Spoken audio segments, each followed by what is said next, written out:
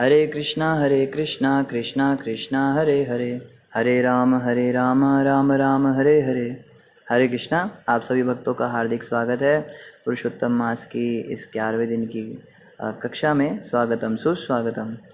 और हम पुरुषोत्तम मास में चर्चा कर रहे हैं श्रीमद् भगवद गीता के एक अध्याय की, जिसका नाम भी पुरुषोत्तम योग है। और इस 15वें अध्याय, ये 15वां अध्याय है भगवद गीता का। भगवद गीता में कुल 18 अध्याय होते हैं और अलग अलग अध्यायों में भगवान ने अलग अलग योगों का वर्णन किया है। योग का मतलब होता है भगवान से जुड़ना। तो जिस भी विधि से, जिस भी क्रिया से, जिस भी नियम विधि विधानों से हम भगवान के और नज़दीक जाते हैं और भगवान से और जुड़ते हैं, ज़्यादा कनेक्शन फील कर पाते हैं, उसको बेसिकली योग कहा जाता है। और ये कोई एक तरीका नहीं होता भगवान से इसी तरह से जुड़ा जाएगा। जैसे बाकी धर्मों में या मज़हबों में यही सिखाया जाता है, भगवान से आप ऐसे ही जुड़ सकते हो, इसके अलावा और कोई रास्ता नहीं है। तो सनातन धर्म के अंदर ऐसा नहीं बताया जाता है। सनातन धर्म कहता है नहीं, भगवान से जुड़ने के बहुत सारे तरीके हो सकते हैं और अलग अलग ऋषि मुनियों के द्वारा वो खोजे भी गए हैं। लेकिन श्रीमद् भगवद गीता के अंदर भगवान श्री कृष्ण ने स्वयं इन योगों का वर्णन किया है। तो इनमें से जो है एक जैसे भक्ति योग होता है, उसमें बताया गया है कि आप भक्ति के द्वारा भगवान से जुड़ सकते हो। एक सांख्य योग होता है जिसमें बताया जाता है कि आप बहुत ज़्यादा साइंटिफिक एडवांसमेंट अगर कर जाओ, आप सारे एटम्स, न्यूक्लियस और इनकी बहुत ज़्यादा डीप स्टडी करो, तो आप भगवान तक अल्टीमेटली पहुंच जाओगे। क्योंकि एक ऐसा समय आएगा, जैसे एक न्यूटन नाम के एक बहुत फेमस साइंटिस्ट हुए हैं और उनका एक कोटेशन में पढ़ रहा था। न्यूटन कहते थे, when you will learn about the various magnanimous processes happening in the universe, you will be forced to believe in God। जब आप इस ब्रह्मांड के अंदर घटित होने वाली आश्चर्यजनक घटनाओं को ज़रा ध्यान से देखेंगे, आप भगवान पर विश्वास करने के लिए मजबूर हो जाएंगे। या जैसे उन्होंने ही ये भी बड़ा फेमस कोटेशन कहा था, for science God is for spirituality God is at the beginning and for science God is at the end। कि जो विज्ञान है, आजकल जो वैज्ञानिकों का ज़माना है, हम बड़ी विज्ञान की बातें करते हैं, विज्ञान का चमत्कार का ज़माना है, तो वो कहते हैं विज्ञान जो है उसके अंत में भगवान है। जब आप विज्ञान का सारा ज्ञान ले लोगे तो अंत में भगवान तक आप पहुंच जाओगे। और जो आध्यात्मिकता है उसकी शुरुआत भगवान से होती है। तो कोई इन दोनों का कोई कंपैरिजन कर सकता है? जो वैज्ञानिक है और जो एक साधु है, उन दोनों का कोई कंपैरिजन नहीं। ये व्यक्ति अंत में उस तक पहुंचेगा जिससे इस व्यक्ति ने शुरुआत की है। तो ऐसे ही अलग अलग योगों का वर्णन किया, उसी में एक पुरुषोत्तम योग भी है जिसके विषय में हम थोड़ा पढ़ रहे हैं। और आज हम इस पुरुषोत्तम योग 15वें अध्याय का भगवद गीता का दूसरा श्लोक पढ़ेंगे। ये श्लोक है, अधश्चोर्ध्वं प्रसितास्तस्य शाखा गुणा प्रवृद्धा विषया प्रवाला अधश्च मूलान्यनुसन्ततानि कर्मानुबन्धीनि मनुष्यलोके। इसका अनुवाद इस प्रकार है, इस वृक्ष की शाखाएं ऊपर तथा नीचे फैली हुई हैं और प्रकृति के 3 गुण द्वारा पोषित हैं। इसकी टहनियाँ इंद्रिय विषय हैं। इस वृक्ष की जड़ें नीचे की ओर भी जाती हैं जो मानव समाज के सकाम कर्मों से बंधी हुई हैं। तो हमने एक पेड़ की बात करी थी परसों, और उस पेड़ के बारे में बताया गया था कि वो पेड़ जो है वो ऊपर की ओर उसकी जड़ें हैं और नीचे की ओर उसकी शाखाएं हैं। आगे बता रहे हैं इसकी जो शाखाएं हैं ये ऊपर नीचे दोनों ओर फैली हुई हैं। तो पेड़ जो होता है ना, ऊपर जितना बढ़ता है उतना ही गहरा भी होता है नीचे से, और नीचे भी उसकी शाखाएं बढ़ती जाती है धरती के अंदर अंदर ही। पीपल का पेड़ तो ऐसा होता है, उसकी शाखाएं तो कई कई मीटर तक चली जाती हैं, एक घर से दूसरे घर तक, बहुत अंदर ही अंदर, बहुत दूर दूर तक चली जाती हैं। तो ऊपर भी टहनियाँ होती है और नीचे भी टहनियाँ होती हैं। इसकी टहनियाँ इंद्रिय विषय हैं। इस वृक्ष की जड़ें नीचे की ओर भी जाती हैं जो मानव समाज के सकाम कर्मों से बंधी हुई हैं। तो ये जो मोह रूपी वृक्ष जिसकी हम बात कर रहे थे, इसकी टहनियाँ नीचे की ओर जब बढ़ती हैं तो सकाम कर्म बन जाती हैं। हम लोग कर्मों से बन जाते हैं ना, सकाम कर्मों से हम बन जाते हैं। विविध प्रकार के इंद्रिय विषय होते हैं, जैसे सुंदर सुंदर खाने की इच्छा, सुंदर सुंदर वस्तुएं पहनने की इच्छा, सुंदर सुंदर संगीत सुनने की इच्छा, सुंदर सुंदर दृश्य देखने की इच्छा, सुंदर सुंदर व्यक्तियों के साथ रहने की इच्छा। इस प्रकार की जितनी इच्छाएं हैं, ये इस पेड़ की टहनियाँ हैं जो नीचे की ओर बढ़ रही हैं। और आगे बता रहे हैं, ये मानव समाज को सकाम कर्मों से बांधे हुए हैं। मानव समाज जो है ना, सकाम कर्मों से बंधा रहता है। दो तरह के कर्म होते हैं, कर्म एक होते सकाम कर्म, एक होते निष्काम कर्म। हम सब प्रायः सकाम कर्मी हैं। सकाम कर्मी का मतलब होता है काम बाद में करूँगा, पहले बताओ तनख्वाह कितनी मिलेगी। पहले पैसे की बात करते हैं। जैसे आजकल के स्कूल के टीचर्स होते हैं, या टीचर्स तो चलो बेचारे मजबूर होते हैं, जो स्कूल का जो सिस्टम चल रहा है आजकल कि पहले आप पैसा दीजिए, उसके बाद आपके बच्चे को एडमिशन देंगे, नहीं तो पढ़ाएंगे ही नहीं, अब जाइए यहाँ से। वैदिक कल्चर में ऐसा नहीं था। गुरुकुल सिस्टम में क्या होता था, पहले पढ़ाई कराते थे और बाद में उनसे उनकी योग्यता के अनुसार उनसे दक्षिणा ली जाती थी। गुरु दक्षिणा पढ़ाई पूरी होने के बाद ली जाती थी। आजकल अगर ऐसे सिस्टम कर दे तो पढ़ भी लेंगे, गुरु दक्षिणा भी नहीं देंगे, भाग जाएंगे। तो समय ही ऐसा चल रहा है, तो बड़ी विकृति आ गई कलयुग के अंदर। लेकिन निष्काम, उसको निष्काम कर्मी कहते हैं। तो हम लोग सकाम कर्मी हैं, और जो व्यक्ति सकाम कर्मी होता है ना, वो कभी शांत नहीं हो सकता।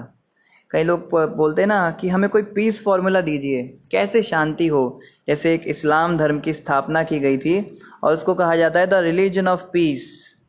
तो खाली बोलने से नहीं होता, रिलीजन ऑफ पीस है, मानो इसको है, ज़बरदस्ती क्यों मनवाते हो। अरे कर्म करके दिखाओ ना। अगर रिलीजन ऑफ पीस है तो फिर वैसे कार्य करो ना, शांति और अमन फैलाओ ना दुनिया के अंदर। तो शांति और अमन जो है ये तब तक नहीं फैल सकता जब तक व्यक्ति सकाम कर्मी है।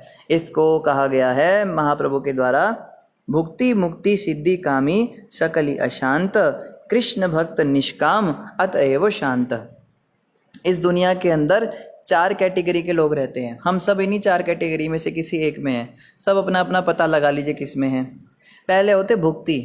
भुक्ति मतलब बहुत भोग करना है, खाना है, सोना है, मज़ा करना है, टीवी देखना है, ये गेम खेलना है, वहाँ जाना है, वो क्रूज़ राइड करनी है, टाइटैनिक वाला सीन बनाना है अपनी पत्नी के साथ, उसकी फ़ोटो डाल के फेसबुक पे डालनी है, हमें टिकटॉक पे इतने फॉलोअर्स बनाने हैं, हमें चांद पे जाना है। अभी जैसे लोग चांद पे ज़मीन खरीद रहे हैं, चांद पे जा तो कोई सकता नहीं, पता नहीं ज़मीन कैसे खरीद रहे हैं। या फलाने आइलैंड पे हम घर बनाना है। बहुत सारी भोग की इच्छाएं हैं, ये करना है, और इसका कोई अंत नहीं, कोई अंत नहीं। ये हम सोचते हैं ना कि बस प्रभु जी एक बार मेरी जॉब लग जाए ना, उसके बाद तो कोई टेंशन ही नहीं रहेगी बस।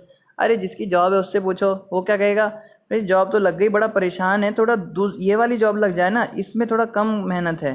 अरे जिसकी वो जॉब है उससे पूछो, कहते हैं लोग ऐसे ही कहते हैं। मैं बताता हूँ आपको, इसमें ज़्यादा मेहनत लगती है पहले से, इसमें मेंटल स्ट्रेस ज़्यादा है, पहले काम ज़्यादा करना पड़ता था। लोग तो यही बोलते हैं ना कि देखो एसी के कमरे में बैठा रहता है, बस पेन हिलाता रहता है, पर उन्हें क्या पता कितना प्रेशर है। मैं डिप्रेशन की गोलियां ले रहा हूँ, और डिप्रेशन की तो खैर नहीं, डिप्रेशन ठीक होने की गोलियां ले रहा हूँ ताकि मेरा कुछ स्ट्रेस कम हो। तो देखने में लगता है कि ये मिल जाएगा, वो मिल जाएगा। प्रभुपाद जी उदाहरण देते हैं। एक बार क्या हुआ, एक गधा था, गधा समझते हैं ना, डोंकी। तो पहले ज़माने में लोग गधे की गाड़ी बना के चलाते थे। आजकल घोड़े के तांगे दिखते हैं, पर गधे के तांगे थोड़े कम दिखते हैं। तो एक आदमी बैठा था गधे के तांगे पर, और उसका गधा चल नहीं रहा था आगे। गधा जो है ना, सबसे टफ जानवर बताया जाता है, सबसे हठीला होता है गधा। गधे को कितना भी पिटाई करो, कितना भी लात घूसे बजाओ, वो उसको फ़र्क नहीं पड़ता। लोग वैसे कहते हैं कि गेंडे की चमड़ी सबसे वो होती है, मोटी होती है, पर गधा जो है सबसे ज़्यादा ढीठ होता है। इसीलिए जो बच्चे बड़े ढीठ होते हैं उनको कहते हैं ना गधा कहीं का, गधे की तरह है।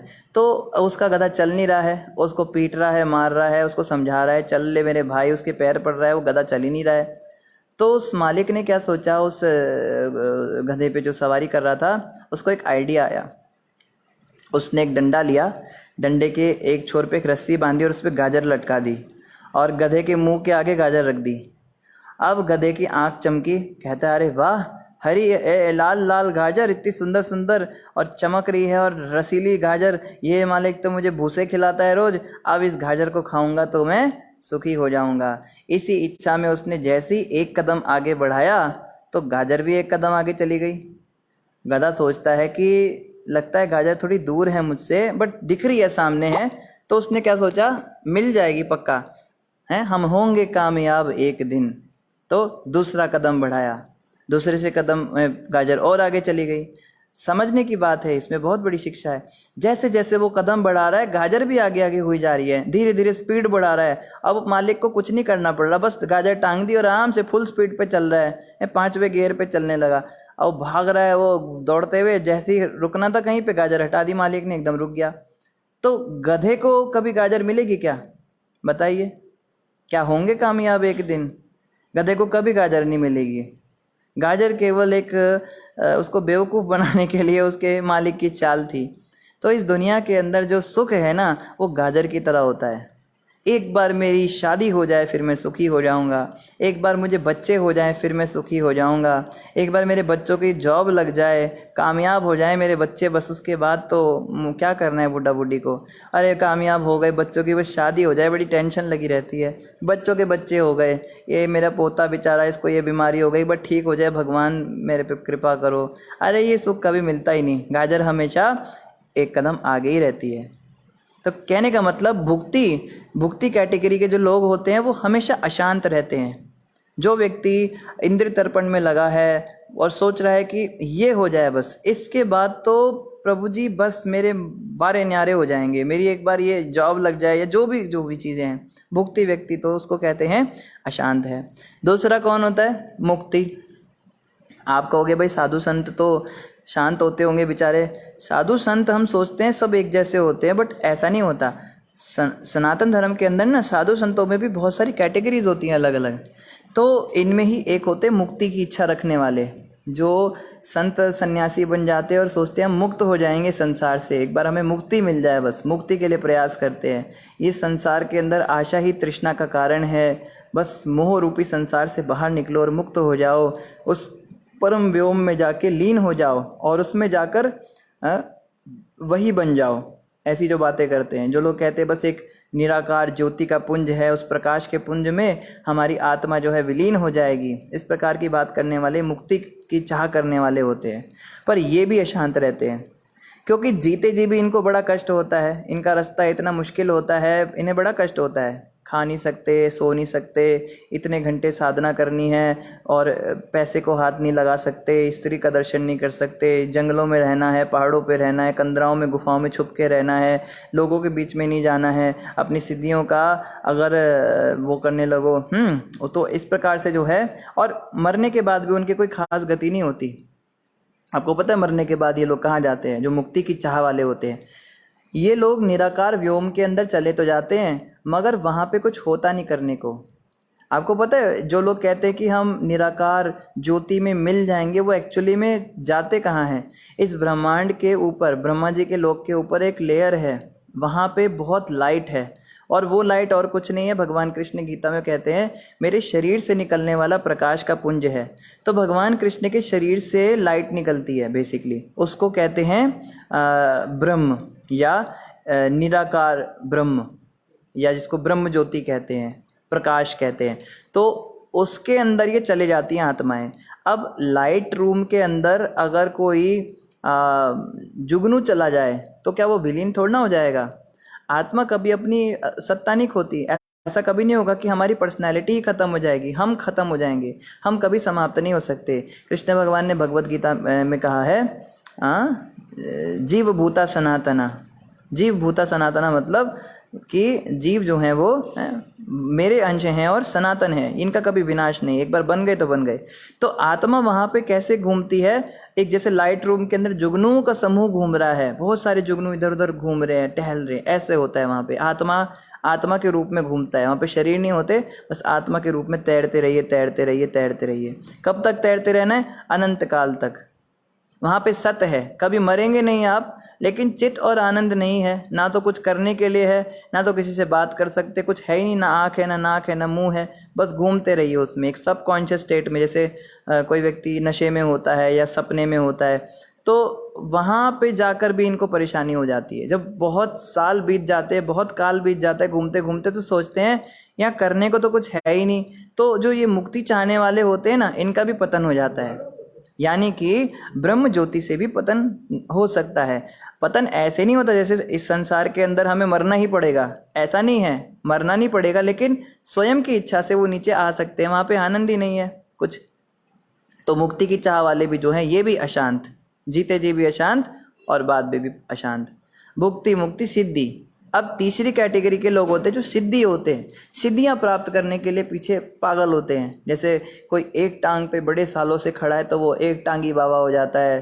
कोई जो है सोने की सिद्धि करता है तो वो सोने वाला बाबा हो जाता है। कोई गोल्ड की सिद्धि करता है, उसको बहुत गोल्ड मिल जाता है। कोई कुबेर या लक्ष्मी जी की उपासना करता है, उसको बड़ा, तो वो गोल्डन बाबा बन के घूमता है। अभी हरिद्वार में गोल्डन बाबा घूमते हैं, वो बहुत सारा गोल्ड पहन के घूमते हैं।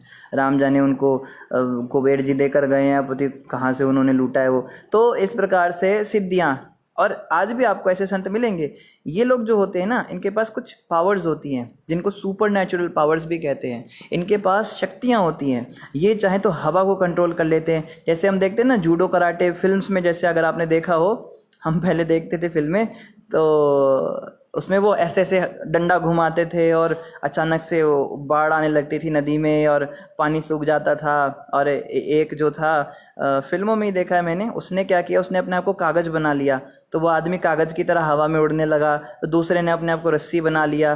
तो ये जूडो कराटे वाले में से दिखाते हैं, बट एक्चुअली में सब होता है, ये शक्तियाँ होती हैं। शरीर के अंदर ना बहुत सारी शक्तियाँ छुपी हुई हैं। हमारे शरीर में इतनी शक्ति है कि एक पहाड़ के ऊपर अगर हम दृष्टि डालें तो वो पहाड़ टूट जाए। जैसे एक देश है, मैं उस देश का नाम भूल रहा हूँ, वहाँ पे क्या करते हैं, वो चम्मच को अपनी आंखों के सामने रखते हैं और उस पर फोकस करते हैं बहुत ज़्यादा, और फोकस कर करके जो है चम्मच मुड़ जाती है। और ये रियलिटी है, आज भी वो चम्मचें मोड़ते हैं इस तरह से। या ये जो बुद्धिस्ट होते हैं, ये लोग जब बताते हैं ना, जब भारत के अंदर बुद्धों का राज हो गया था, बहुत बहुत ज़्यादा बढ़ गए थे, आज से लगभग 2500 साल पुरानी बात है। पूरे भारत में केवल बुद्धिज़्म ही था उस समय, सनातन धर्म समाप्त हो चुका था। हालांकि बुद्ध जी को भी विष्णु के अवतार माना जाता है, लेकिन उन्होंने वेदों को समाप्त कर दिया था, उन्होंने वेदों को नकार दिया था। तो लोग नास्तिक बन गए, बौद्ध बन गए। तो उस समय पे शंकराचार्य जी आए थे भगवान शिव के अवतार के रूप में, और वेदों की पुनर्स्थापना उन्होंने की, सनातन धर्म को दोबारा से इस्टेब्लिश किया और बुद्धिज़्म को खदेड़ दिया। भारत के ये हैं बाउंड्रीज़ हैं, उससे बाहर निकाल दिया बुद्धिज़्म को। तो उस समय पे बुद्धिस्ट जो होते थे वो इतने शक्तिशाली होते थे, वो शेरों के ऊपर उड़कर आते थे, इतनी शक्ति उनमें होती थी। वो हवा में उड़ने वाले शेर होते थे, उन पे बैठते थे वो। और शंकराचार्य जी के शिष्य ऐसे होते थे, वो हवा में उड़कर एक लात मारते थे और शेर भी समाप्त हो जाता था और वो व्यक्ति भी दूर जाके गिरता था। तो इस तरह के युद्ध, इस तरह की लड़ाइयाँ झूठी बातें नहीं है, या ये कोई परिकथा नहीं होती, ये सब सच में होता है। कि जैसे हम बचपन में एक देखते थे, उसमें एक सोनपरी होती थी और एक डायन होती थी, वो ऐसे काली शक्ति छोड़ती थी, ये सफ़ेद शक्ति छोड़ती थी। तो हमें लगता है ये शायद किससे कहानियाँ हैं, बट एक्चुअली में सुपर नेचुरल पावर्स होती हैं। इसको कहते हैं सिद्धि। लेकिन हमारी क्या समस्या है, क्योंकि हमें इसका ज्ञान नहीं है, इसलिए अगर कोई व्यक्ति थोड़ी बहुत सिद्धि हमें दिखा देता है, सिद्धि का प्रदर्शन कर देता है, तो हम सोचते हैं ये तो भगवान बन गया। अब जैसे साईं बाबा को ले लीजिए, साईं बाबा के पास निश्चित रूप से सिद्धियां थी, हम इस बात को नकारते नहीं हैं। उन्होंने पानी के दिए जलाए, या उबलते हुए कढ़ाई के अंदर हाथ डालकर उन्होंने सब्जी निकाली, ये सिद्धियां होती हैं, ये कोई भी मनुष्य पा सकता है। एक व्यक्ति से हमने पूछा कि तुम साईं को भगवान क्यों मानते हो, वो कहता है साईं बाबा चमत्कार कर सकते थे। तो हमने कहा चमत्कार तो कोई भी कर सकता है, कहते हैं नहीं, चमत्कार केवल भगवान कर सकते हैं और इंसान कभी चमत्कार नहीं कर सकता। तो देखो, अगर उसको एक कॉन्सेप्ट पता होता सिद्धियों का, तो वो कभी इसमें ना फंसता। तो मनुष्य भी चमत्कार कर सकता है। जैसे बाबा होते हैं ना, ये लोग बाबा लोग ऐसे अलख निरंजन हैं, और अचानक से हाथ में विभूति ले आएंगे और हम कहेंगे अरे ये तो लगता है भगवान है बाबा। कोई बाबा फल प्रकट कर देगा, आज भी ऐसे बाबा हैं, वो पानी पे चल सकते हैं। एक आए थे उधमपुर के अंदर, उन्होंने थोड़ी सी सिद्धि करी थी, हम पीछे उधमपुर में रहते थे, तो वो बताते थे कि मैं क्या करता हूँ ना, अब वो गुरुजी के हमारे शिष्य बन गए। वो पंडित जी पानी के अंदर चौकड़ी मारकर बैठते थे, चौकड़ी मारकर पानी के ऊपर बैठते थे और पूरी रामायण का पाठ करते थे, रामचरितमानस का उनको मुँह ज़बानी याद थी। तो बड़ी भीड़ इकट्ठी हो गई उनको देखने के लिए। वहाँ पानी का बड़ा सा टैंक बनाया, उसके अंदर पानी भी डाला, पर वो टूट गया, वो हल्का सा उसमें कुछ क्रैक हो गया तो उनका हो नहीं पाया। लेकिन उन्होंने एक रात पहले थोड़ी सी प्रैक्टिस करी थी, तो हनुमान चालीसा का पाठ हमें करके दिखाया। उन्होंने ऐसे चौकड़ी मारी और पानी के ऊपर बैठ गए, वो हमारी आंखों के सामने बैठे, मतलब थोड़ा सा टेढ़े से थे बट एकदम जैसे फुटबॉल होती है ना पानी के ऊपर, ऐसे तैर रहे थे वो। तो ऐसी सिद्धियां तो आज भी देखने को मिल जाती है। आप हिमालय पर्वत पर जाइए, आपको ऐसे ऐसे संत मिलेंगे जो 1-2 फुट तो हवा में उड़ ही जाते हैं कम से कम जब ध्यान में बैठते हैं। इसको सिद्धि कहते हैं। बट जो सिद्धि पाने वाले लोग होते हैं ना, ये भी अशांत होते हैं। महाप्रभु ने इन्हें भी रिजेक्ट कर दिया। क्यों ये अशांत क्यों होते हैं? क्योंकि सिद्धियों के कारण ना इनकी ख्याति बढ़ने लगती है, फिर ये फॉलोवरशिप में फंस जाते हैं, फिर सिद्धि प्रदर्शन करते हैं, लोगों को पागल बनाते हैं और इनके जो चेले होते हैं वही इन्हें ले डूबते हैं। तो और अगर कोई व्यक्ति सिद्धि प्रदर्शन नहीं भी करे तो सिद्धियां पाने के बाद व्यक्ति चैन से नहीं बैठ सकता। जैसे कई लोग भूतों की सिद्धि करते हैं, आपको पता है जो भूत प्रेत की सिद्धि करने वाले तांत्रिक होते हैं, ये सब रियल होते हैं। ये किसी मरे हुए व्यक्ति की आत्मा को कैद कर लेते हैं और उसको पकड़कर उससे काम करवाते हैं। बट ऐसा बताया जाता है अगर मरने से पहले ये अपनी सिद्धि किसी दूसरे व्यक्ति को नहीं देकर गए, कोई शिष्य नहीं बना कर गए, तो मरने के बाद में इन्हें भी कोई तांत्रिक पकड़ लेता है, इनकी भी आत्मा को साथ वही सब होता है जो उन्होंने किया। तो ये लाइन बड़ी खतरनाक होती है, इसको तांत्रिक शास्त्र कहते हैं। ये भी शास्त्रों का एक हिस्सा है, बट ये एक ऐसा हिस्सा है जो, हालांकि तांत्रिक शास्त्र इसलिए बनाया गया था ताकि लोगों की मदद हो सके। जो काम हम नहीं कर सकते वो भूत प्रेत कर सकते हैं, तो उनकी हेल्प लेकर लोगों की मदद करने के लिए ये बनाया गया था। बट लोग इसका मिसयूज़ भी करते हैं, तो ऐसे लोगों को इसका रिएक्शन भी भुगतना पड़ता है। वही भूत प्रेत उसको भी मार देते हैं, कई बार तांत्रिक बाबा को भी मार देते हैं। तो इस तरह से जो है, जो सिद्धि वाले लोग होते हैं ये भी अशांत होते हैं। और चौथे होते कामी, भुक्ति मुक्ति सिद्धि कामी। कामी व्यक्ति होते हैं जो बहुत ज़्यादा लस्टी होते हैं। ये मतलब बहुत ज़्यादा इच्छाएं मन में भर रखी हैं, मतलब ये भी चाहिए वो भी चाहिए, करते कुछ नहीं है मगर इच्छाएं बहुत ज़्यादा हैं। हमारे ना चादर होती है घुटने तक की और हम उसको फैलाने की कोशिश करते हैं पैरों तक, तो क्या होता है, चादर फट जाती है।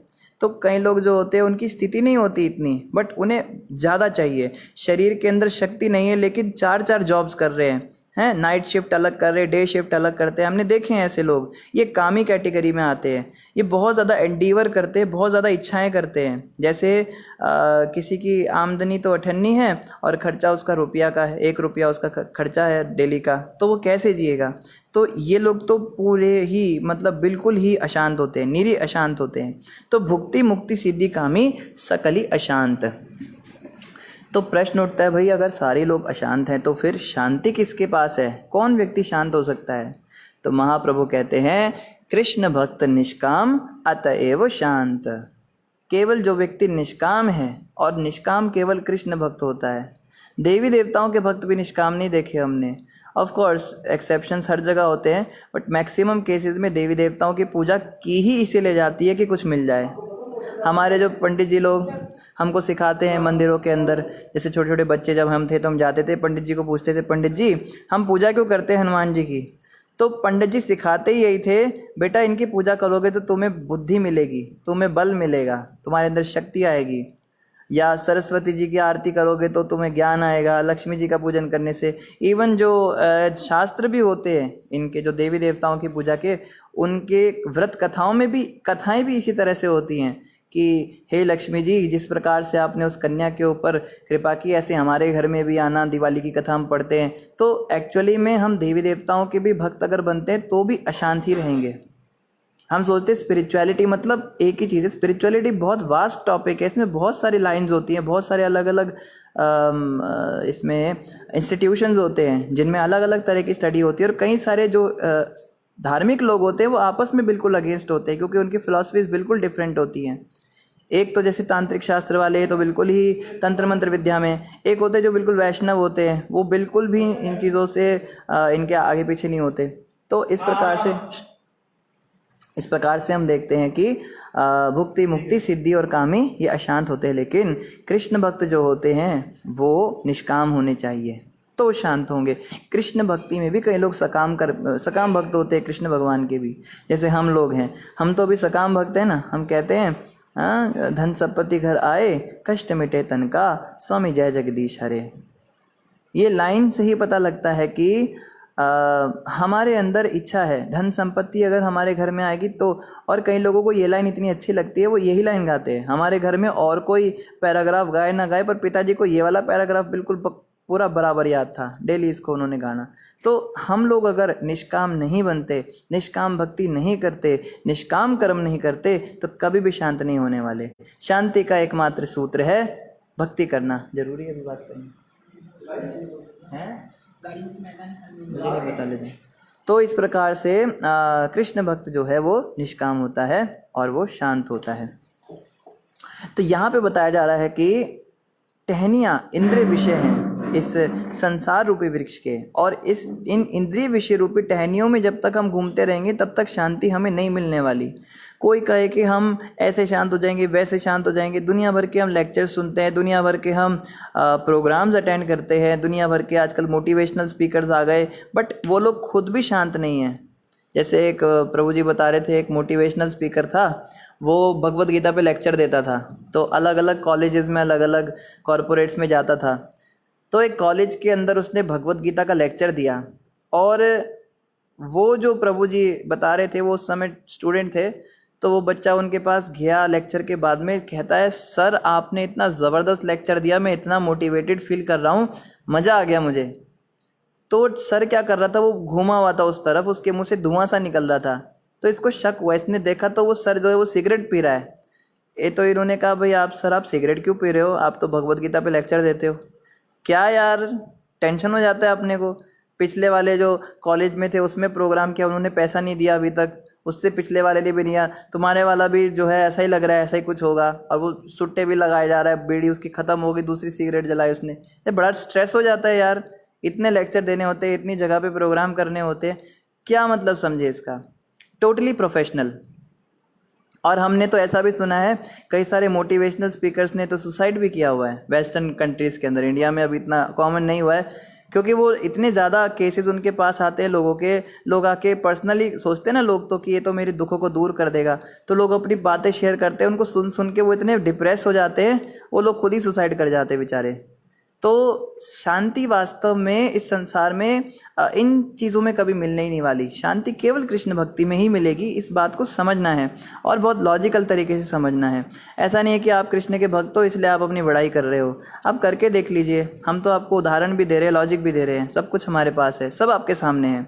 तो इन्हीं बातों से हमें समझ में आता है कि इंद्र तृप्ति रूपी जो टहनियाँ हैं, ये जो सकाम कर्म है, इसमें हम फंसे हुए हैं। और प्रभुपाद जी इसमें समझा रहे हैं, अश्वत्थ वृक्ष की यहाँ और भी व्याख्या की गई है। इसकी शाखाएं चतुर्दिक फैली हुई हैं।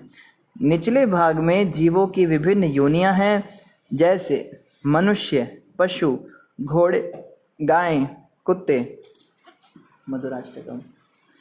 और ये जितने जानवरों के बारे में बता रहे हैं, ये सब जो हैं जीवों की निचले भाग की योनियां होती हैं। लेकिन आज हम देखते हैं मनुष्य भी इनके जैसा हो गया। जैसे कोई इंसान बहुत ज़्यादा कहता है ना, मेरा घर, तुम कैसे आए यहाँ पर, मेरा अड्डा है, अपुन का अड्डा है, अपुन के अड्डे में तुमको नहीं घुसने का, ऐसा बोलते हैं ना। ये कुत्ते ही हैं, या कुत्ते बनने की तैयारी कर रहे हैं अगले जन्म में। कुत्ता क्या करता है, 4 जगह पे वो मूत्र करता है अपना, और उसके बीच में बैठ जाता है और कहता है ये एरिया मेरा है, इस एरिया में कोई दूसरा कुत्ता है तो मैं भौंकना शुरू कर दूंगा। अरे तुम भी कुत्तों वाला ही काम कर रहे हो, तो तुम में और कुत्ते में क्या अंतर रहा। तो मनुष्य भी कुत्तों की तरह ही बन गया है, मेरा घर, मेरा एरिया है, इसमें किसी को घुसने नहीं दूंगा। या फिर कैट होता है, बिल्लियां क्या करती हैं, आजकल एक एग्ज़ाम का नाम भी कैट है, लोग कैट की तैयारी करते हैं, CAT। तो उसमें क्या सिखाते हैं, बिल्ली की तरह आप कैसे शातिर बन सकते हो। उसमें सिखाते हैं कि कस्टमर की जेब आप इतनी शातिरता से काटो कि वो धन्यवाद करके जाए सामने से। और जो इस काम में जितना निपुण होता है, लूटने में, ऑफ कोर्स इसको मैं क्रिटिसाइज़ नहीं कर रहा हूँ, बट जो बहुत ही बेसिक टर्म्स है उसमें यही सब सिखाया जाता है। आप कहेंगे आप ऐसा कैसे कह रहे हो, कस्टमर को लूटना थोड़ा सिखाते हैं, उनको सर्विसेज प्रोवाइड करते हैं, वो करते हैं। आप कितनी भी सोफिस्टिकेटेड लैंग्वेज यूज़ कर लीजिए, पर काम तो आप यही सिखाते हो ना। कस्टमर की जेब काटना। अब पॉलिसीज होती हैं बैंक्स के अंदर, उनको भी पता है कि वो कस्टमर के लिए किसी काम की नहीं, वो ज़बरदस्ती उसको प्रोडक्ट बेचते हैं। और सबसे अच्छा सेल्समैन उसे माना जाता है जो गंजे व्यक्ति को कंगा बेच देता है। और ऐसे हैं भी दुनिया में, जो किसी को कोई ज़रूरत ही नहीं हो उसको ज़बरदस्ती कन्वेंस करेगा, सर आप देखिए तो, सर आप देखिए तो, कोशिश तो सुनिए तो, कहेगा मेरे पास कोई पैसे ही नहीं है, मैं इन्वेस्ट कैसे, कोई ज़रूरत नहीं है पैसे देने की, आप ईएमआई में कर लेना। ये कब पीछे पड़ जाते हैं, कंपटीशन का ज़माना है ना। तो ये क्या है कि बिल्लियों वाला काम ही तो है। बिल्ली की तरह शातिर बन रहे हो आप हैं, तो अगले जन्म में क्या बनेंगे, फिर बिल्ली बनेंगे। या फिर और भी जानवर है, सुअर के जानवर है, सुअर की जैसे वो लोग होते हैं। सुअर क्या करता है, सुअरी जो होते हैं ना, उनके एक बार में 10-12 बच्चे एक साथ पैदा होते हैं, और उसको ना अपने बच्चों से बहुत ज़्यादा प्यार होता है। बाद में आएगा लेक्चर की, 2 मिनट में वापस आएगा, ज़्यादा लंबा होता तो सुअर जो होता है वो क्या करता है, बच्चों से बहुत ज़्यादा प्यार करता है। सुअर ही पड़ी रहती है, हम देखते हैं, और सुअर उसके बच्चे जो हैं उसका दूध पीते रहते हैं, बहुत प्यार करती है। सुअर कभी भी कहीं भी जाता है ना, अपने बच्चों को साथ रखता है, बच्चे उसके आगे आगे खेलते हैं, बच्चे उसके सिर पे खेलते हैं। लेकिन ऐसा नहीं है कि इतने सारे बच्चे हो गए तो प्यार जो है कम हो जाए, सुअर ही हर एक से फिर भी पर्सनल टच रखती है। तो जो लोग अपने बच्चों से बहुत ज़्यादा आसक्त रहते हैं, आए मेरा बच्चा, आए मेरी बच्ची, आ जा, उसके जपियाँ ले रहे हैं, उसकी पपियाँ ले रहे हैं, और बच्चों को जो है बिल्कुल मतलब गोद से उतार ही नहीं रहे। हमने ऐसे भी माँ बाप देखे हैं, बच्चा जो है 10 साल का हो गया, 20 साल का, 20 साल का क्या, भारत के अंदर तो 40 साल का भी हो जाए तो माँ उसको बड़ा पुचकारती है, वो करती है। तो ठीक है, इसका भी ज़रूरत है, ऐसा भी नहीं है बच्चे को फेंक देना है, बच्चे का ध्यान रखना है। लेकिन जो सुअर वाली तरीके से नहीं करना होता कि बिल्कुल ही चिपका के रख रहे हैं, और मेरा बच्चा मेरा बच्चा, मेरा ऐसा करेगा, मेरा वैसा करेगा। ये जो बहुत ज़्यादा मोह माया में फंसे लोग होते हैं ना, इनको सुअर बनना पड़ता है अगले जन्म में। तो जैसी वृत्ति हमने अभी धारण कर रखी है वैसा ही हमें कर्म। कई लोग जो है ना मधुमक्खी जैसे होते हैं। मधुमक्खी क्या करती है, सारी जिंदगी फूलों पे जो है चुन चुन के शहद लेगी। मधुमक्खी कभी बैठती नहीं है। अंग्रेजी में कहावत है, बिजी लाइक अ बी, हैं, बिजी लाइक अ बी, कि मधुमक्खी की तरह तुम व्यस्त हो, ऐसा लगता है। तो मधुमक्खी को सबसे व्यस्त बताया जाता है। लेकिन मधुमक्खी इतनी ज़्यादा व्यस्त क्यों होती है, मधुमक्खी इतनी व्यस्त होती है शहद इकट्ठा करने में, जिसका वो कभी पान ही नहीं कर पाती।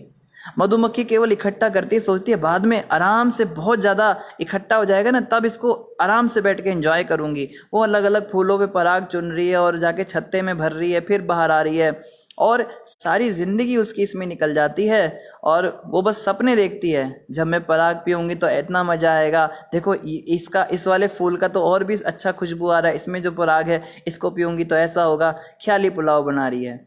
और अंत समय पे क्या होता है पता है, मधुमक्खियों की मौत कैसे होती है। एक आदमी आता है, छत्ता भी तोड़ के ले जाता है, और उस छत्ते को टूटते हुए देखकर मधुमक्खी या तो मर जाती है खुद ही, या फिर वही व्यक्ति कुछ दवाई छिड़क के उनको मार देता है ताकि वो उनको परेशान ना कर सके। तो इसको कहते हैं कि इज्जत भी लुट गई, रुतबा भी छिन गया। गुरु महाराज एक भजन में गाते हैं। तो इससे हमें समझ में आता है, जीवन भर हम पैसा इकट्ठा करते हैं, अरे इसको आराम से एंजॉय करेंगे, बुढ़ापे में बहुत काम आएगा, हैं, हमारे बच्चों को इससे ये कराएंगे, वो कराएंगे। भक्ति का टाइम नहीं है। पूछो प्रभु जी हरे कृष्णा, आप मंदिर की बात मत करो। प्रभु मैं जॉब वाला आदमी हूँ, मैं तो जॉब करता हूँ, मेरे पास टाइम नहीं है इन सब चीज़ों का। आप प्लीज़ थोड़ा उनको बोलो, वो लोग बेकार पड़े रहते हैं, उनके पास कोई काम नहीं होता करने का। I am very busy, sorry I am not interested, I am very busy. तो जो लोग बिजी वाले होते हैं ना, वो किस चीज़ में बिजी हैं सोचो तो सही। आप लोग कर क्या रहे हो? फ्यूचर प्लानिंग के नाम पे हम क्या कर रहे हैं? कल को क्या होता है देखो ना। मैक्सिमम आप ये नहीं कह सकते कि प्रो जी आप तो बिल्कुल पैसिमिस्टिक बातें कर रहे हो, ऐसा थोड़ा ना होता है हर केस में। ठीक है, हर केस में ऐसा नहीं होता, बट मैक्सिमम केसेस में यही होता है। हम जीवन भर पूंजी इकट्ठा करते हैं, लेकिन जब हमारी उम्र ही निकल जाती है उसको भोगने की, तब वो सारी पूंजी हमारे सामने होती है। फिर हम उसको अपने बच्चों को दे देते हैं। बच्चे भी कोई खास इज्जत आजकल के करते नहीं हैं। फिर बस बुढ़े बुढ़िया, बड़ा सा मकान है, बहुत ऊंची बिल्डिंग है। जैसे हम पहले देहरादून में रहते थे तो वहाँ प्राय ऐसा कल्चर था, बड़े बड़े घर होते थे। एक हाथी बड़कला जगह है, वहाँ पे बहुत बड़े बड़े मैंशंस होते हैं, वहाँ पे कोठियाँ, और उसमें केवल 3 लोग रहते हैं, 4 लोग रहते हैं, 3 नहीं 4 लोग। एक तो बुढ़ा बुढ़िया रहते हैं, एक कुत्ता रहता है, और एक नौकरानी रहती है। उनको पूछो तुम्हारे बच्चे कहाँ गए, बच्चों को विदेश भेज दिया पढ़ने के लिए, बच्चे विदेश में रहते हैं। वो बस फोन करके पूछते हैं, हाँ पापा कुछ जरूरत हो तो बताना, है तुम्हें कुछ चाहिए हो तो बता देना, बस इतना फोन करके काट देते हैं। ना दिवाली पे आते ना होली पे आते। तो इतना सारा जो संपत्ति आपने इकट्ठा किया और अब उसको एंजॉय करने के लिए फैमिली के साथ रहने के आपने जो सपने संजोए थे, अब सारे धरे के धरे रह गए। पैसों की कोई कमी नहीं, भोग सामग्री की कोई कमी नहीं। उनकी नौकरानियों को वो खिलाते हैं, पता है वो लोग, वो काजू देंगे, उसको बर्फी देंगे। बच्चे तो हैं नहीं, उनको तो खिला नहीं सकते, तो उन्हीं को देंगे, कुत्तों को खिलाएंगे, टॉमी को पेडिग्री खिलाएंगे। आजकल तो कुत्तों के हमने सुना वो भी खुल गए हैं, ब्यूटी पार्लर भी खुल गए, हॉस्पिटल्स तो खुलते थे। इधर मालकिन तैयार हो रही है, उधर कुतिया तैयार हो रही है, दोनों साथ में तैयार हो रहे पार्टी के लिए। और उनको बाल पता नहीं घुंघराले करते हैं। मैंने वीडियो देखी, भारत में भी खुल रहे हैं, ये करते हैं। अब बच्चे तो है नहीं, कुत्तों पे फिर अपना प्यार लुटाएंगे वो लोग। लेकिन ये मूर्ख इतना नहीं जानते कि भक्ति क्यों नहीं करते। प्रभुपाद जी कहा करते थे, if you will not serve God then you have to serve dog. अगर आप भगवान की सेवा नहीं करोगे तो कुत्तों की सेवा ही करोगे। और हम देखते हैं शाम को बुढ़े लोग जो हैं वो टाइम पास करने के लिए कुत्ते को घुमाने ले जाते हैं।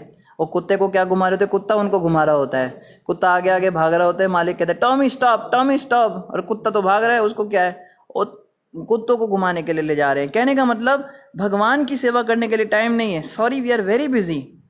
लेकिन कुत्तों के लिए टाइम है, पब्स में जाने के लिए टाइम है, और सारे दुनिया के जितने भी काम है ना सबके लिए टाइम निकल जाता है। पर भगवान की भक्ति भजन करने के लिए कहो, एक आधी माला जपने के लिए कहो, तो सॉरी प्रभु जी टाइम नहीं मिलता हमको।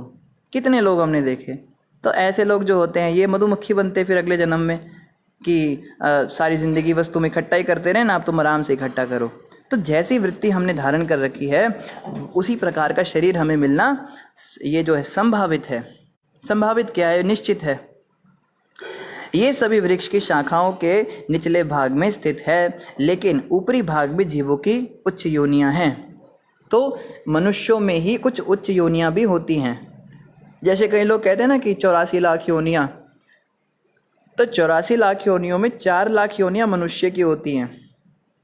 हमने एक बार फेसबुक पे एक पोस्ट डाला था कि 4 लाख योनियां मनुष्यों की होती है, 4 लाख प्रकार के मनुष्य होते हैं।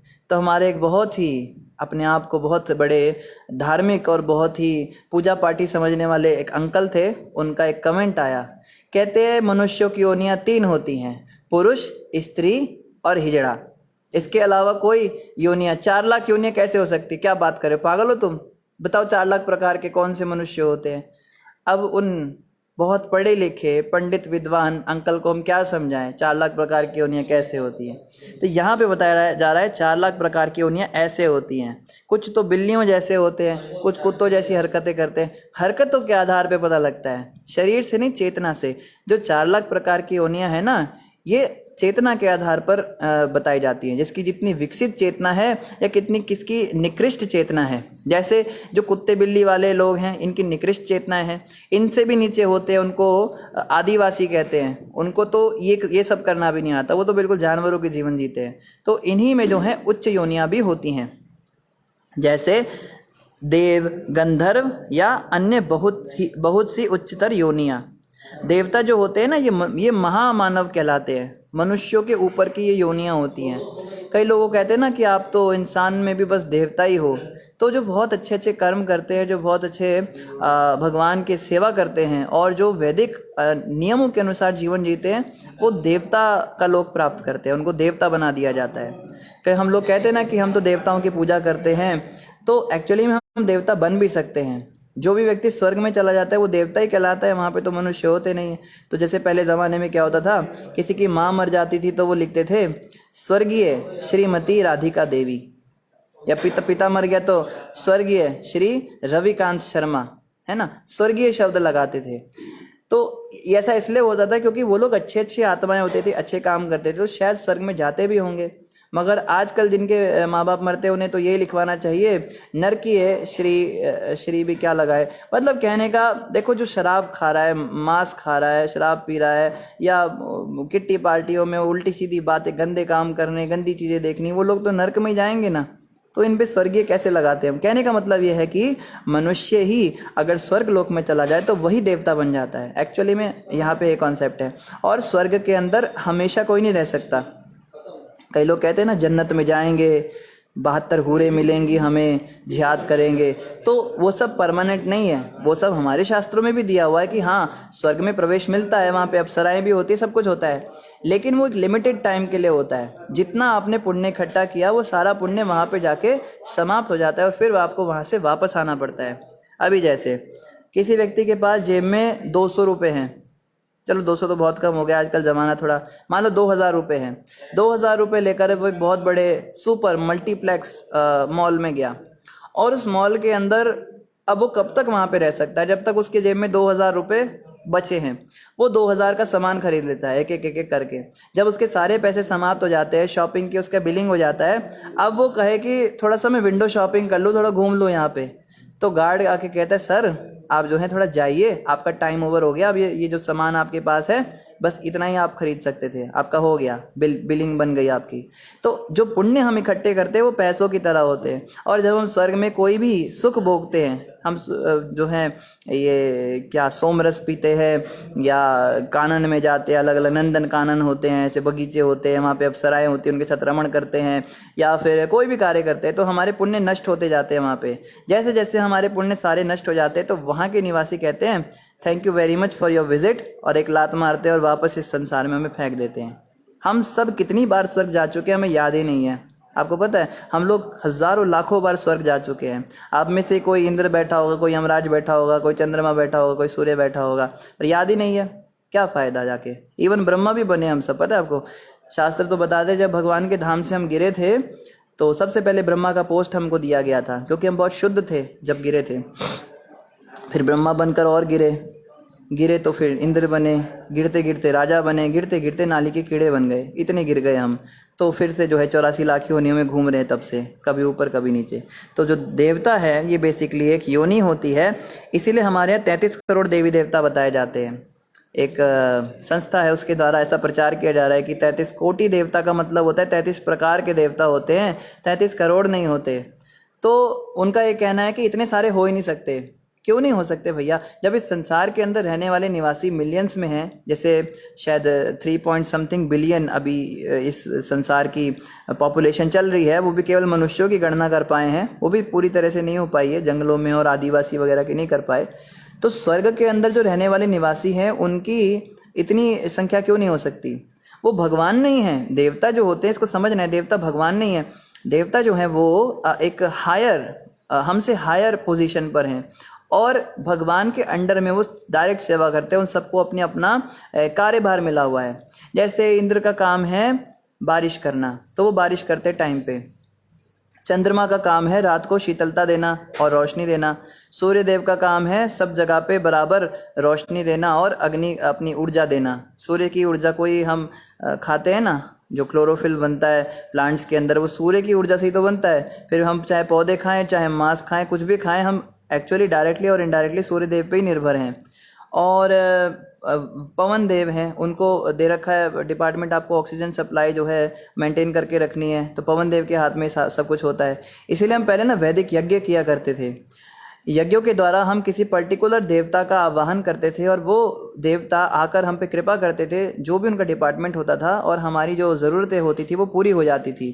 जो लोग कहते हैं ना यज्ञ करके क्या ये लकड़ी जलाते हैं, इसमें सारा अन्न फेंक देते हैं, इतने चावल किसी गरीब को खिला दो, तुम यज्ञ में क्यों बर्बाद कर रहे हो इनको। अरे मूर्खो, तुम्हें पता क्या है हो क्या रहा है, तुम जानते ही नहीं हो। यहाँ पे किसी देवता का आह्वान हो रहा है यज्ञ के द्वारा, उसकी कृपा ली जा रही है, और एक्चुअली में ही इज़ इन चार्ज। आपको पता है मच्छरों का भी कोई इंचार्ज होता है, हमने भी पहली बार सुना था। एक बार हमारे एक आचार्य थे, मेरे ख्याल से सनातन गोस्वामी थे, तो सनातन गोस्वामी उन दिनों थोड़ी उनकी उम्र ज़्यादा हो गई थी, तो वृंदावन के अंदर एक शिव जी का मंदिर था। उन शिव जी का मैं नाम भूल रहा हूँ, शायद तो भूतेश्वर महादेव थे या कोई और थे। तो वहाँ पे वो जो है अपनी लेखन का कार्य करते थे रात को बैठकर। तो उन दिनों लाइटें तो होती नहीं थी, आज से लगभग 500 साल पुरानी बात है, तो लालटेन का ज़माना था। तो लालटेन लेकर जब वो बैठते थे पुस्तक लिखने के लिए, तो रात को बहुत मच्छर उन्हें परेशान करते थे। और जो संत होते हैं वो तो मच्छरों को भी नहीं मारना चाहते अकारण, तो वो किसी मच्छर को मारते नहीं थे। बहुत परेशानी हुई, 1-2 रात वो रुके, तो तीसरी रात को उन्होंने सोचा आज मैं जो है रात को रुककर सुबह चला जाऊंगा यहाँ से, मैं लिख नहीं पाता पुस्तकें। तो रात को सपने में उनके शंकर भगवान आ गए और कहते हैं कि आप कृपया करके यहाँ से मत जाइए, आप वैष्णव हैं, आपके यहाँ होने से मुझे बहुत सुख मिल रहा है, मुझे बहुत अच्छा लग रहा है कि आप यहाँ पर हैं। तो उन्होंने सपने में बोला, भाई आपके शंकर जी, आपकी कृपा है, आपकी बात हम मानेंगे, लेकिन आपके यहाँ मच्छर बहुत ये परेशान करते हैं, मैं लिख नहीं पाता। शंकर जी कहते हैं, मैं मच्छरों के इंचार्ज को बोल दूंगा, वो सारे मच्छरों को हटा देगा।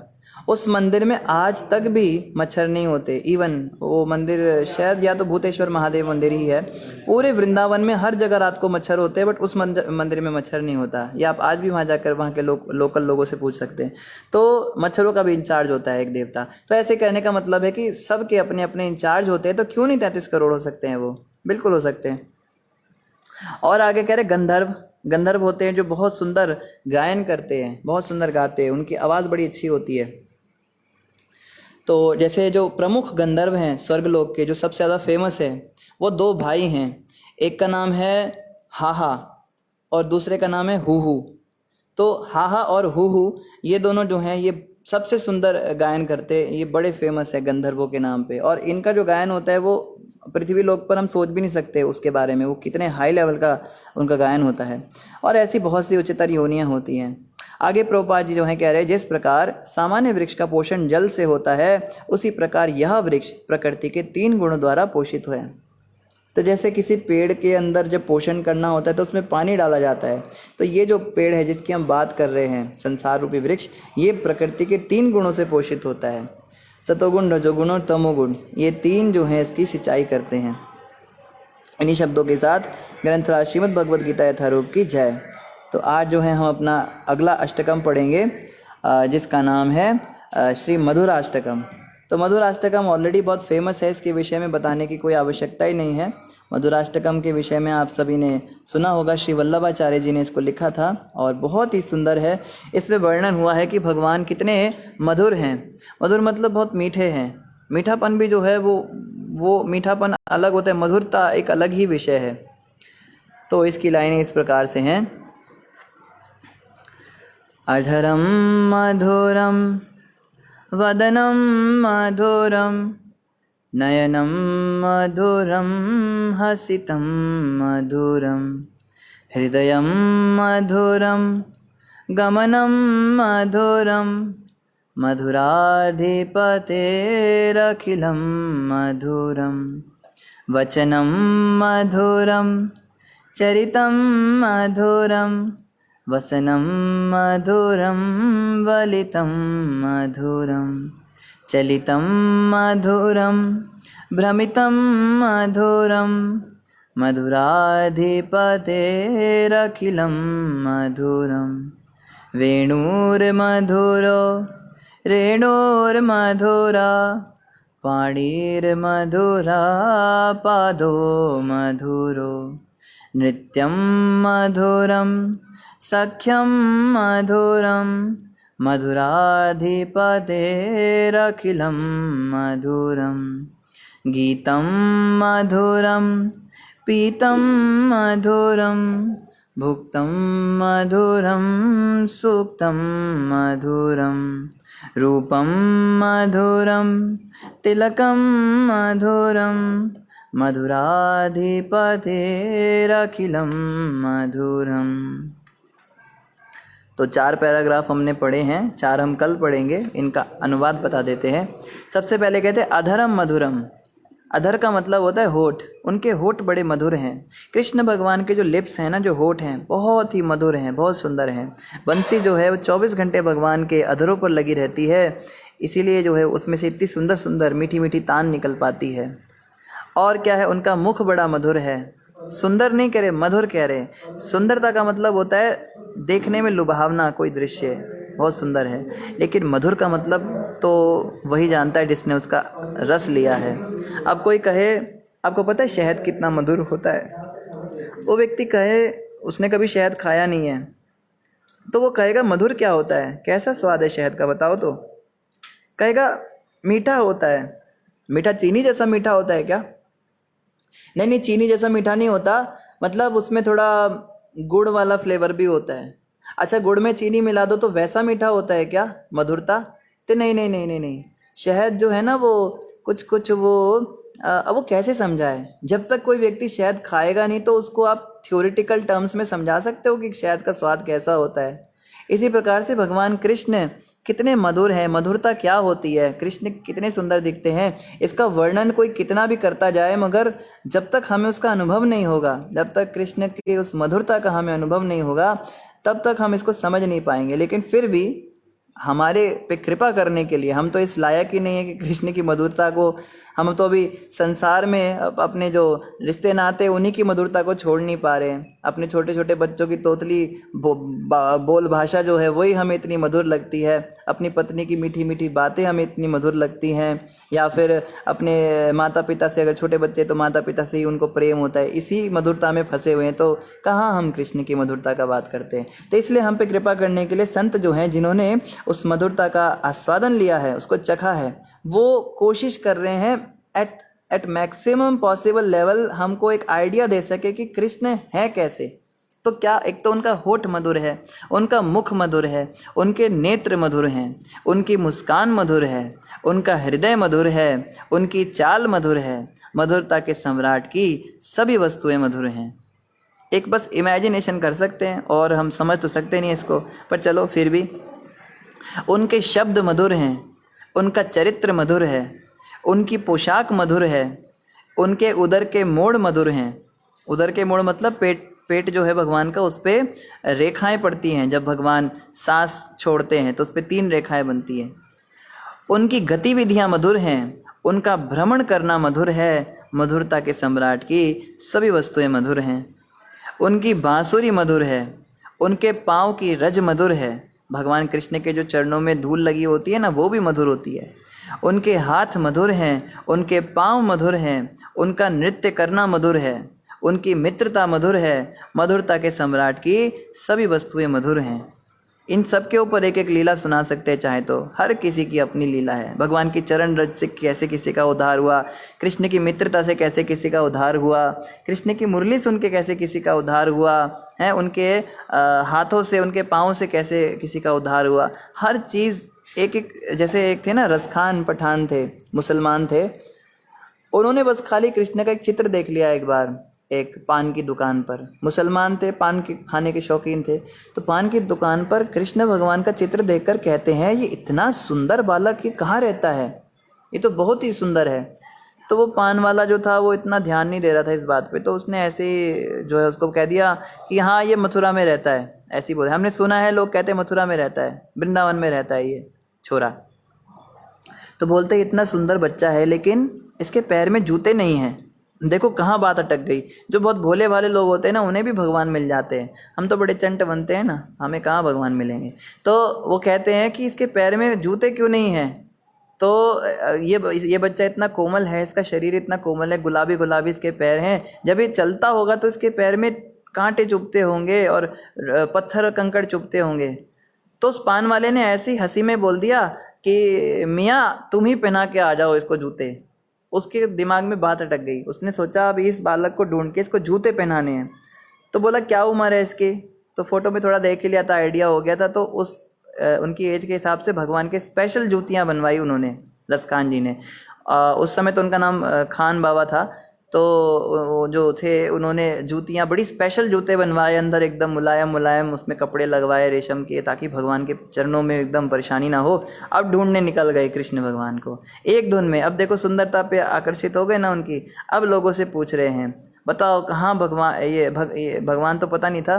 कहते हैं उसका नाम भी पता किया था, इसका नाम क्या है, बोला था श्याम नाम है इसका, श्याम, या कोई कहता है कृष्ण नाम है। तो ढूंढने लगे कि कृष्ण नाम का लड़का कहाँ रहता है। कहते हैं कृष्ण तो बहुत सारे हैं, आप किस कृष्ण को ढूंढ रहे हो। तो जूते पकड़ के कहते हैं वो मथुरा वाला कृष्णा कहाँ है। ये वो मथुरा वहाँ है वहाँ है। रास्ता ढूंढते ढूंढते मथुरा आ गए। अब मथुरा से रास्ता पता लगा तो वृंदावन भी पहुँच गए बाबा।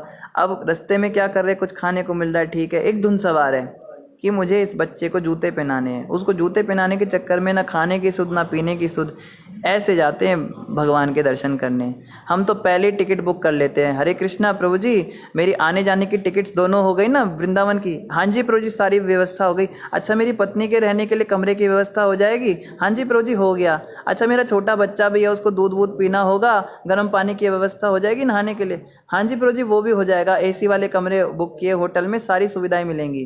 अच्छा प्रभु जी ज़्यादा दर्शन में ज़्यादा देर नहीं रुक पाएंगे हम, हमारे को आदत नहीं है ज़्यादा धूप वगैरह की, तो आपने थोड़ा उसका भी अरेंजमेंट। हाँ प्रभु जी बस में ट्रैवल नहीं करेंगे हम, एसी वाली गाड़ी से आपको घुमाएंगे, तब तो हम ब्रज यात्रा करते हैं। अरे तू ब्रज यात्रा करने जा रहा है या तू पिकनिक मनाने जा रहा है?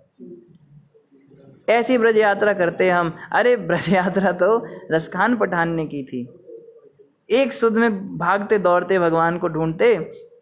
अब बोला कहाँ पे कृष्ण, तो बड़े सारे कृष्ण देखे।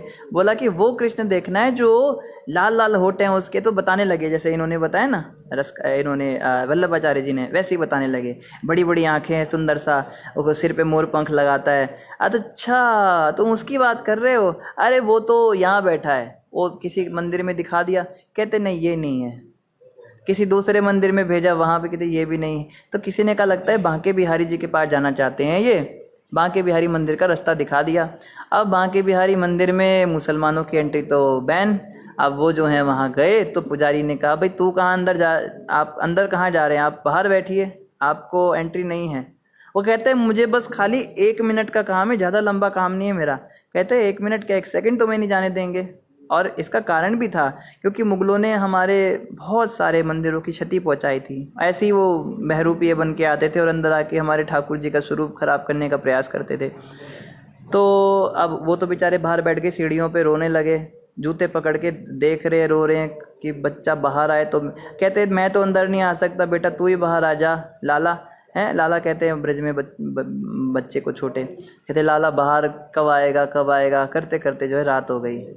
रात को कह सकते आप उसको बेहोशी कह सकते हो, थोड़ा बेहोश से हो गए।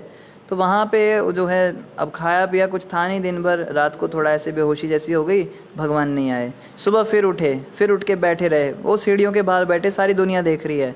ये लगता है पागल हो गया आज ये मुसलमान, इसको तो अंदर तो जाने को मिलेगा नहीं। लगता है कोई खाने को डाल जाता, कुछ प्रसाद दे जाता, कुछ खा लेते, पर सुध लगी हुई है कि भगवान से मिलना है।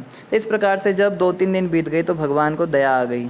फिर भगवान स्वयं रात्रि के समय कृष्ण भगवान उसी बाल स्वरूप में उनके सामने प्रकट हुए, मंदिर से निकले।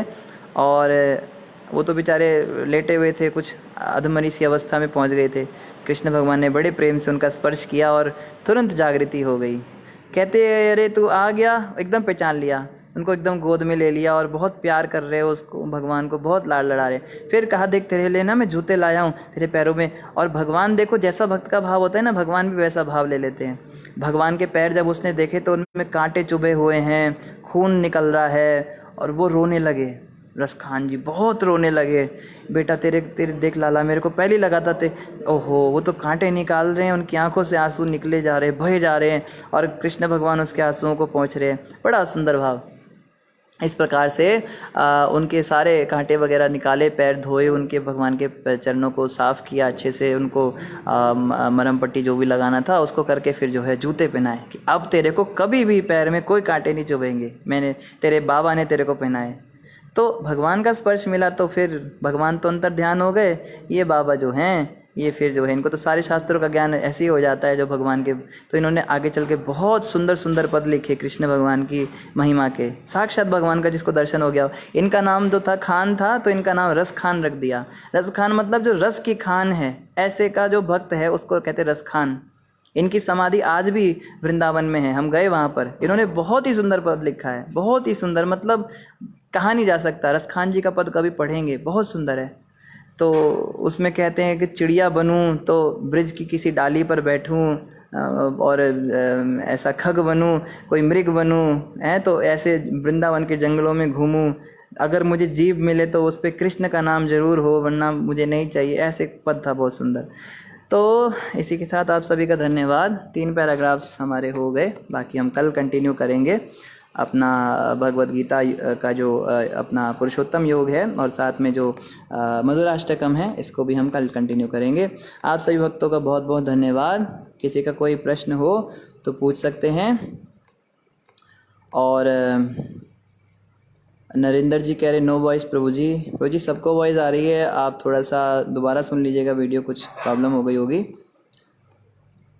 कानू थापा जी कह रहे हैं प्रभु जी ये बिल्कुल सही बात है, कृष्ण भक्त शांत होता है। बिल्कुल माता आपने सही समझा, सच्चा भक्त भगवान कृष्ण का होगा ना वो शांत होगा। जो व्यक्ति शांत नहीं है समझ जाना कि वो कृष्ण भक्त अभी बना नहीं है। बनने के प्रयास में हो सकता है, रास्ते में हो सकता है, पर अभी बन नहीं पाया। जैसे कहा है ना, गुरु महाराज एक बात कहते हैं, साधु भूखा भाव का धन का भूखा नाय, धन का भूखा जो फिरे सो तो साधु नाय। साधु का मतलब होता है जो भाव का भूखा होता है, वो धन का भूखा नहीं होता। और जो धन का भूखा फिरता है वो साधु नहीं होता। इसको समझना है। बस पैसे मांग रहा है और उसको बड़े बड़े वो बनाने हैं अपने रास्ते, इस पे भी थोड़ा समझना है। ऐसा नहीं है कि जो भी पैसे मांगने आ रहा है वो सभी गलत हैं। पैसे मांग क्यों रहा है? कई लोग पैसे मांगते हैं भगवान का मंदिर बनाना है, संतों की सेवा करनी है, आश्रम बनाने हैं और भक्तों को खिलाना है, या तो जो दूसरे के लिए करने के लिए मांगते हैं ना वो व्यक्ति सही हैं। लेकिन जो अपने लिए धन मांगता है, भाई मेरे बहुत बड़ी गाड़ी बना दो, बहुत मेरे को पैसे दे दो और मेरा परिवार में थोड़ा भरण पोषण हो जाए, मैं जो है थोड़ा अमीर हो जाऊं, ऐसे व्यक्ति के लिए कहा गया ये साधु नहीं है। तो इन्हीं शब्दों के साथ आप सभी का धन्यवाद। अयोध्या प्रभु जी ने आज के महाराज जी के प्रवचन का लिंक डाल दिया, वैकुंठ प्रभु ने ग्रुप का भी लिंक डाल दिया। हालांकि वैकुंठ प्रभु ने महाराज जी के प्रवचन का भी लिंक डाल दिया था। कीर्ति माता कह रही है प्रभु जी पहले श्लोक में इस संसार को शाश्वत क्यों बोला गया है? कीर्ति माता आपका प्रश्न बहुत ही सुंदर है। तो इस संसार को शाश्वत नहीं बोला गया, शाश्वत अश्वत्थ वृक्ष है, यानी कि इस संसार में मोह शाश्वत रहता है। जब तक ये संसार है तब तक यहाँ पे मोह रहेगा ही रहेगा, ये कभी जाएगा नहीं यहाँ से। इसको कहते हैं शाश्वत अश्वत्थ वृक्ष। ये वृक्ष हमेशा शाश्वत रहता है। और जब ब्रह्मांड की समापन होता है, जब ब्रह्मा जी की मृत्यु होती है, उस समय सारे ब्रह्मांड भगवान के शरीर में विलीन हो जाते हैं, उस समय पर ये भी विलीन हो जाता है। तो इसको इसी तरह से समझना है कि संसार में अगर कोई चीज़ शाश्वत है तो वो अनंत काल के लिए शाश्वत नहीं होती, वो ब्रह्मांड के रेफरेंस में रहकर शाश्वत उसको बोला जा रहा है। हाँ, आप सभी भक्तों का धन्यवाद। ग्रंथराज श्रीमद् भगवद गीता यथारूप की जय, जगत गुरु शिला प्रभुपाद की जय, गौर भक्त वृंद की जय। हरे कृष्ण।